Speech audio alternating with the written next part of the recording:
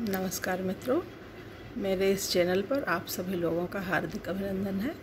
आज मैं आप लोगों को गीता के चौथे अध्याय के बारे में बताने वाली हूँ, तो उसको ध्यान से सुनिए। और उसको बताने से पहले मित्रों, मैं एक बात आप लोगों को बताना चाहती हूँ कि आप जानिए कि संत कौन होता है, एक सामान्य व्यक्ति कौन होता है। संत वो होता है जिसके कथनी और करनी में एक रूपता होती है, और सामान्य व्यक्ति वो है जिसके कथनी करनी में एक रूपता नहीं होती। वो अपने परिस्थितियों के हिसाब से अपने आप को बदलता रहता है। तो संत और सामान्य व्यक्ति में बहुत छोटा सा फर्क है। गृहस्थ व्यक्ति भी संत हो सकता है अगर कथनी करनी में एक रूपता है मित्रों, तो ये चीज़ है।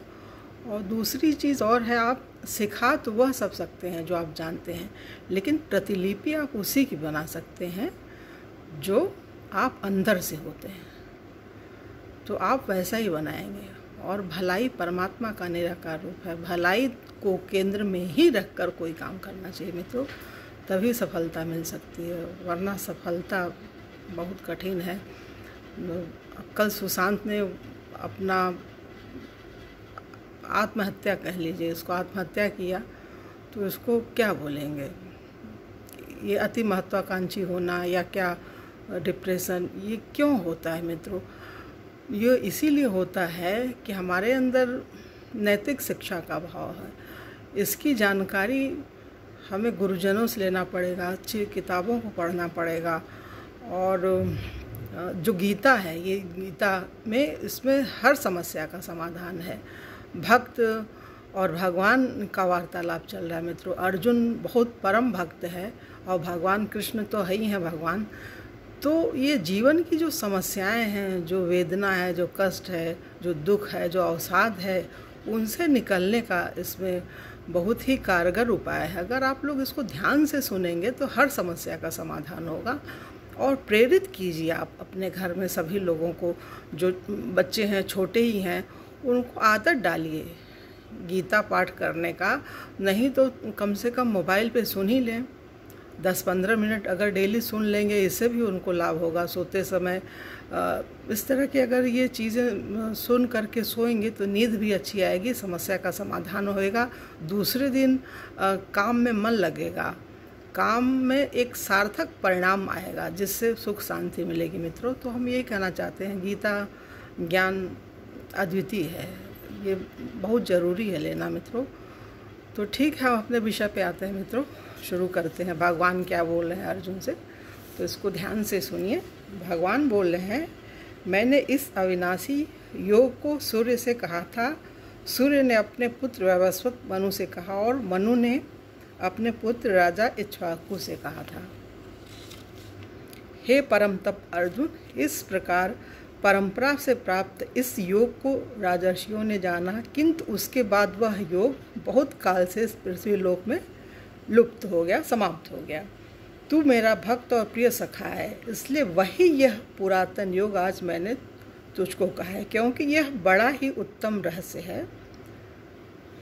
फिर अर्जुन बोलते हैं, आपका जन्म तो अर्वाचीन है, अभी हाल का, मतलब अभी हमारे साथ ही आप भी पैदा हुए हैं, वो प्रश्न कर रहा है।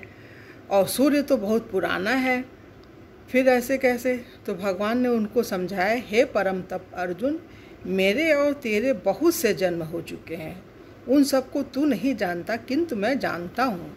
मैं अजन्मा और अविनाशी स्वरूप होते हुए भी तथा समस्त प्राणियों का ईश्वर होते हुए भी अपनी प्रकृति को अधीन करके अपनी योग्य माया से प्रकट होता हूँ। भगवान कह रहे हैं, मैं अपनी योग माया से प्रकट होता, अपनी प्रकृति को अपने अधीन करके योग माया से प्रकट होता हूँ मैं। हे अर्जुन, जब जब धर्म की हानि और अधर्म की वृद्धि होती है, तब तब ही मैं अपने रूप को रचता हूँ, मतलब तब तब मैं जन्म लेता हूँ, आता हूँ। यदा यदा ही धर्मस्य ग्लानिर्भवति भारत, अभ्युत्थानम् अधर्मस्य तदात्मानं सृजाम्यहम्। जब जब धर्म की हानि होती है तब, और अधर्म का बोलबाला होता है, तब इस पृथ्वी पर मैं साकार रूप में प्रकट होता हूँ। परित्राणाय साधूनां विनाशाय च दुष्कृतां धर्म संस्थापनार्थाय संभवामि युगे युगे। साधु पुरुषों का उद्धार करने के लिए, पाप कर्म करने वालों का विनाश करने के लिए और धर्म की अच्छी तरह से स्थापना करने के लिए मैं हर युग में प्रकट होता हूँ। ये भगवान बोल रहे हैं। फिर बोलता है अर्जुन, फिर भगवान अर्जुन से बोलते हैं, मेरे जन्म और कर्म दिव्य हैं। इस प्रकार जो मनुष्य तत्व से जान लेता है वह शरीर को त्याग कर फिर जन्म को प्राप्त नहीं होता, किंतु मुझे ही प्राप्त होता है।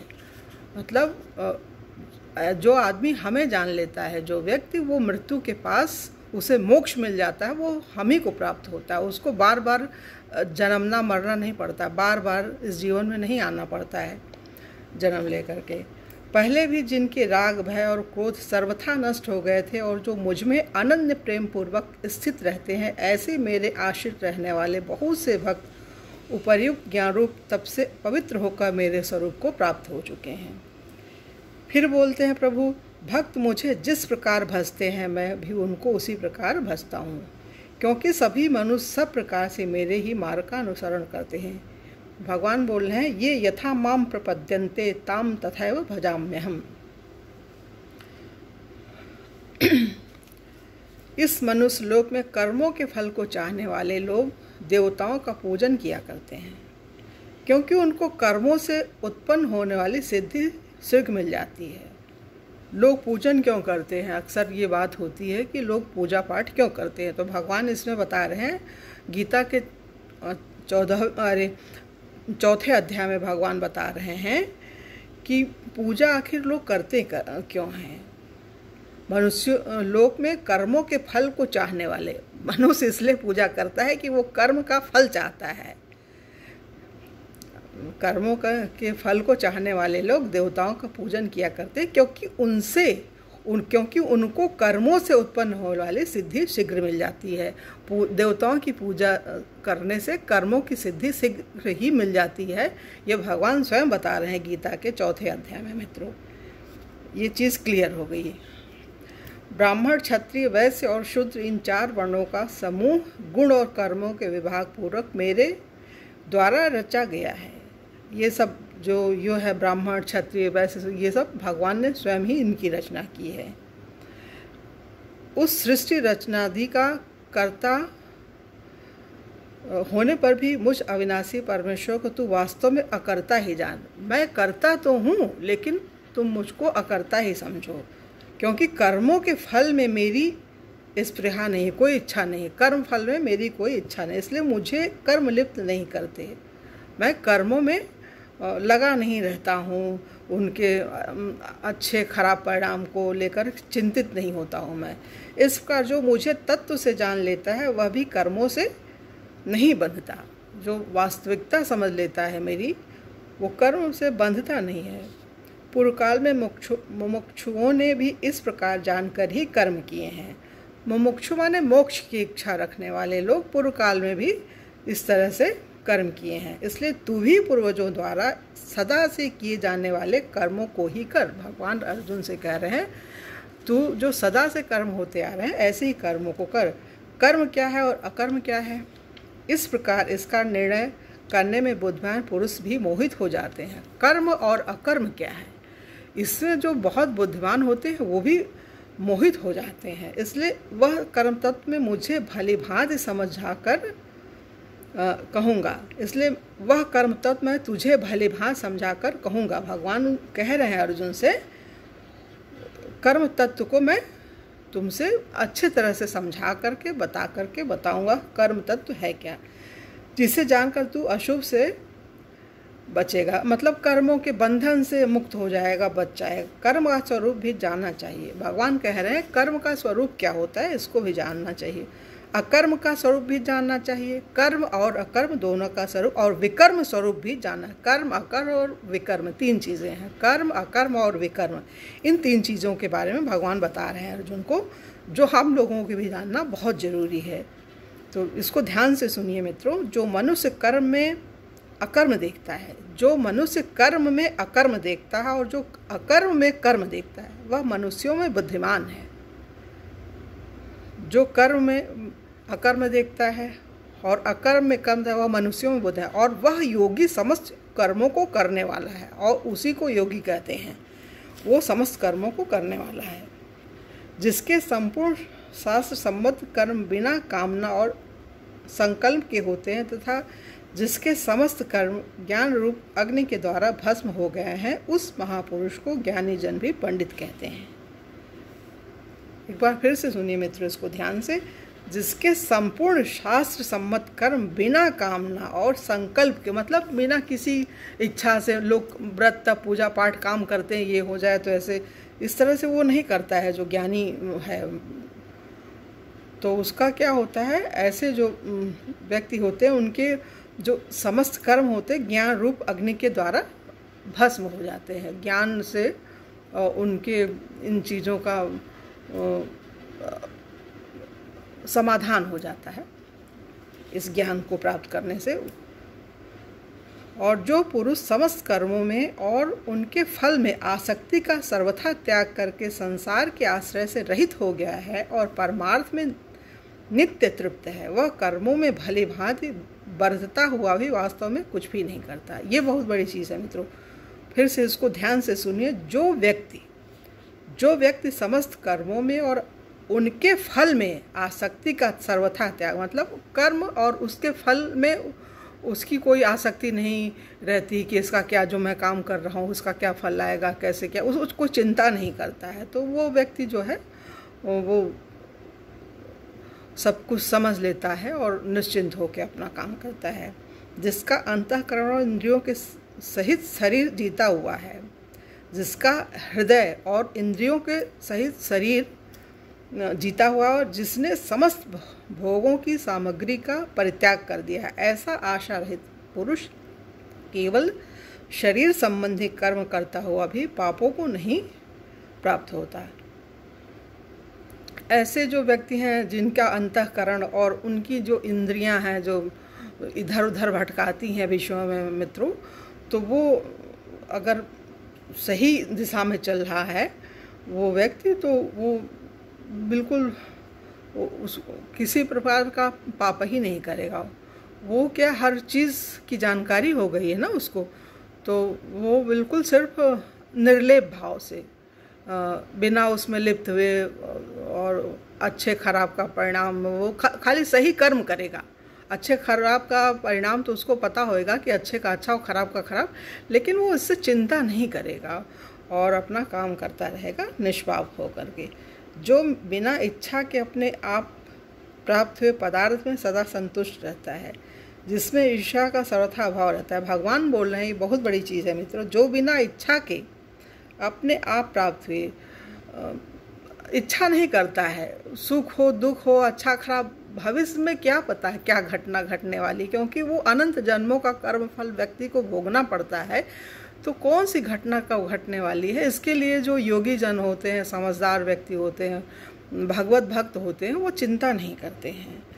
और उनमें ईर्ष्या का सर्वथा अभाव होता है, उनमें ईर्ष्या द्वेष इस तरह की कोई भावना नहीं होती। हर शोक सुख दुख इन दोनों द्वंद्वों से हमेशा दूर रहते हैं।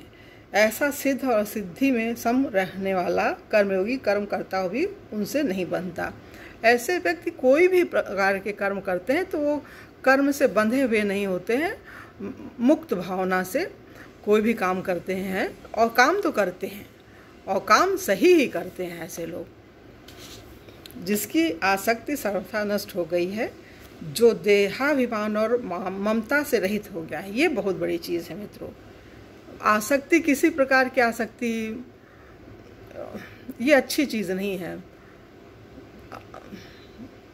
निरासक्त आसक्ति क्या, एक लगाव, एक माया, एक मोह पैदा करती है। ये जो है बहुत दुखद परिणाम देती है मित्रों, ये अच्छी चीज़ नहीं है। जिसका चित्त निरंतर परमात्मा के ज्ञान में स्थित रहता है, जो है हमेशा भगवान की भक्ति में लगा रहता है, उनका ज्ञान प्राप्त करना चाहता है, ऐसा केवल यज्ञ संपादन के लिए कर्म करने वाले मनुष्य के संपूर्ण कर्म भली भांति विलीन हो जाते हैं। ये भगवान बता रहे हैं, जिसकी आसक्ति सर्वथा नष्ट हो गई है। जो देहाभिमान, जो जिसका अपने देह में कोई अभिमान नहीं है, ममता से रहित है, जिसका चित्त निरंतर परमात्मा के ज्ञान में स्थिर रहता है, ऐसा केवल यज्ञ संपादन के लिए कर्म करने वाले मनुष्य के संपूर्ण कर्म भलीभांति विलीन हो जाते हैं। मतलब ऐसे व्यक्ति जो किसी भी प्रकार का कर्मकांड, पूजा पाठ, यज्ञ, जप तप करते हैं, वो निर्लेप भावना से करते हैं, विश्व कल्याण की भावना से करते हैं। मित्रों, जिस यज्ञ में अर्पण अथवा श्रुआ आदि भी ब्रह्म है, जिस यज्ञ में अर्पण, जो चीज़ें भगवान को अर्पित की जा रही हैं, और श्रुआ जो एक जिससे घी वगैरह कुछ डाला जाता है, शायद वो चीज़ है, वो भी ब्रह्म है। हवन किए जाने वाले द्रव्य भी ब्रह्म है, तथा ब्रह्म रूप कर्ता के द्वारा ब्रह्म रूप अग्नि में आहुति देना रूप क्रिया भी ब्रह्म है। उस ब्रह्म कर्ता कर्म में स्थित रहने वाले योगी द्वारा प्राप्त किए जाने योग्य फल भी ब्रह्म है। मतलब उसमें जो कुछ सामग्री है, जो आदमी काम कर रहा है यज्ञ, मतलब वो सब ब्रह्म ही समझ के काम कर रहा है, तो वो जो है बहुत ही श्रेष्ठ व्यक्ति है वो एक तरह से। दूसरे योगी जन देवताओं के पूजन रूप यज्ञ का ही भली भांति अनुष्ठान किया करते हैं, और अन्य योगी जन पर ब्रह्म परमात्मा स्वरूप अग्नि में अभेद दर्शन रूप यज्ञ के द्वारा ही आत्म रूप यज्ञ का हवन किया करते हैं। अन्य योगी जन श्रोत्र आदि समस्त इंद्रियों को संयम रूप अग्नियों में भवन किया करते हैं, और दूसरे योगी लोग शब्दादि समस्त विषयों को इंद्रिय रूप अग्नियों में हवन किया करते हैं। और कई पुरुष द्रव्य संबंधी यज्ञ करने वाले हैं, कितने ही तपस्या रूप यज्ञ करने वाले था, दूसरे कितने ही योग रूप यज्ञ करने वाले हैं, कितने ही अहिंसा आदि तीक्ष्ण व्रतों से युक्त यत्नशील पुरुष, स्वाध्याय रूप ज्ञानी, ये सब तरह तरह की चीज़ें हैं भगवान बता रहे हैं। दूसरे कितने ही योगी जन